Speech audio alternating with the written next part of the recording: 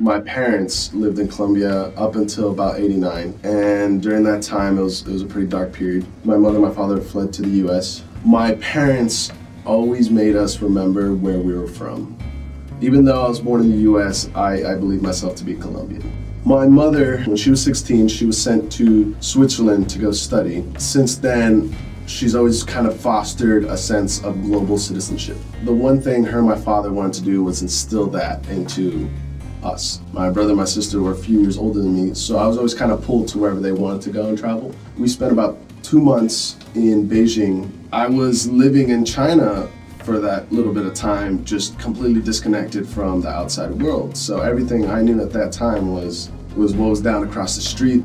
It was fantastic being in to us, such a strange place.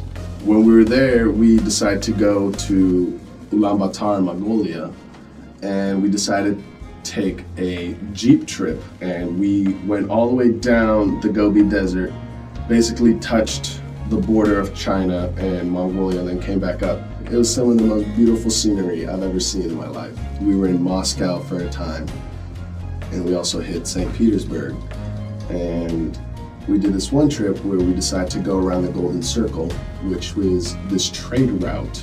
We went with this Russian driver, this Russian tour guide, and I got to experience Russia in its purest form. And after all that experience, I realized that humans have a very interesting trait where if you take out every externality and you just kind of leave it one-to-one, you'll embrace each other.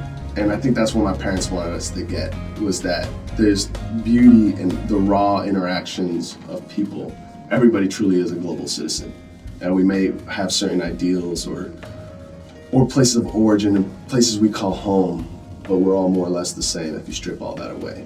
I'm here in the US because it gave my family a chance, and it gave them what people say the American dream.